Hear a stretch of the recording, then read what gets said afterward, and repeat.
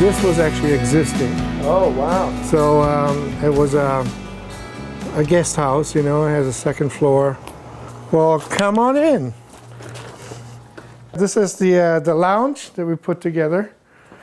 And, you know, it's big enough for a whole band to like hang out, and it's sometimes it's important that you separate the people and get, you know, who's ever not working out of the control room and get them into a setting where they can relax and watch movies and play games and do whatever they want. And so we built the lounge. There's a kitchen back there, which is also not finished yet. But some of the stuff that I've been doing, from Skid Row, Metallica, Extreme, Ozzy, Mötley Crüe, and then more of the same, pretty much around Dokken, Accept, Striper, and you know, more of the same all around. And way back then, they used to, when we still recorded onto tape, they used to give you a Golden Reel Award for every gold record that was completely recorded on that brand of tape. And they would give $1,000 to a charity for each one that they gave out. Yeah, this is the trophy room. If Elvis can have one, we can have one. That's right. And come on through, we go into the control room. This is actually an airlock. When all the doors are closed, you know, it's there to not have any sound come out, and you know. And as you can see here, the rooms are separated. They're not connected. This room is completely a room inside a room. It's not connected here. There's air in between there. It's not connected there. So these walls swing all on their own, and then it deadens when it goes into here. So they're decoupled from the exterior wall and from each other. And from the roof. And from the roof. Yeah. Yeah, and even the concrete slab is split right under here. So there's a split going through here, so the two parts of the concrete are not connected either. Mm-hmm. You know, that's, for what I do, that's as good as it gets. All right, now we are in the control room, and the control room was built based on certain dimensions, and the dimensions are laid out in a way so you don't have any overlapping standing waves. You know, the problem is you always have standing waves, but the problem is if you have that wall and that wall doing the same standing wave and they add up, then you have a buildup and you hear too much of that frequency, or from reflections that come back from the back wall or from the side walls, and they cancel out. Then you're not hearing enough of that frequency. And if you don't hear enough, you put more on and you take it out of here and it'll sound wrong. So we have, if we go over here, the room is totally symmetric in terms of shape. If we close the door, then you can see the door has a magnetic seal.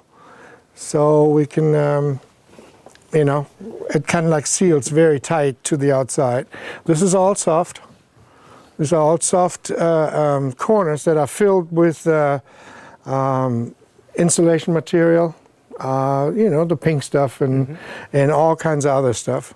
The design is by Dave Rochester. He's a local studio builder, designer, and we've worked closely together on this one, and I'm very happy with the way it turned out. This is soft as well, even though it's like, feels hard, but it's like a 703 or 705. Soft here again, and then hard there and there. And then over here, it's soft again on these walls. So those are bass traps. And you can see we build them the same way. I wanted that whole amp rack planned into the construction, and so we build them the same way. So it's built the same way on both sides, you know. Yeah. So there's like a, you know, diffusing kind of situation there, and the same here. Console is built in a way that you sit on 38% of the whole room length. And that apparently is where one should sit.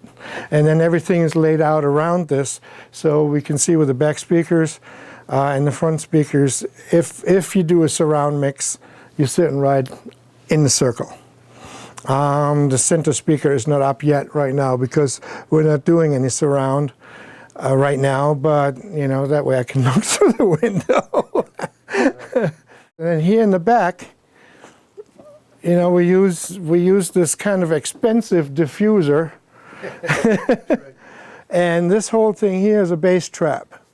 It's 2 feet deep, and it's filled with insulation material around, and then there is sheets of plywood hanging in there also that have insulation material on top, and they're different thicknesses. So sound goes in, it's like Hotel California, but it never comes back out.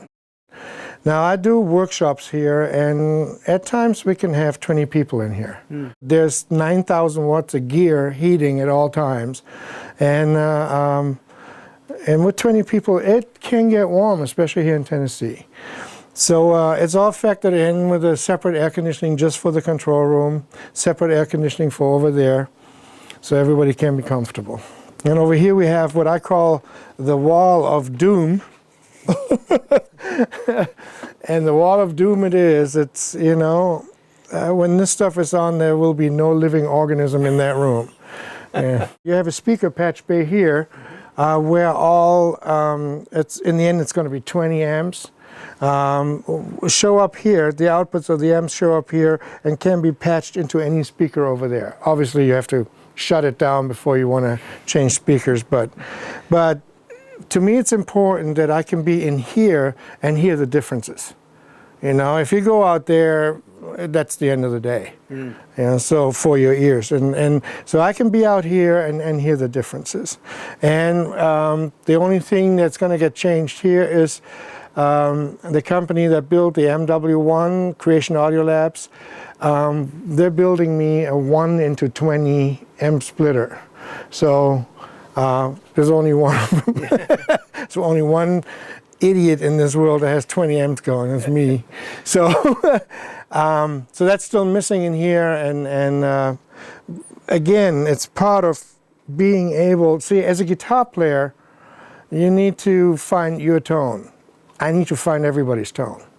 You know, so I need to be ready for everybody to come in and be like this, like this, like this, like this, and go through a whole bunch of different offerings, you know, for to get the right tone. So that's why all this.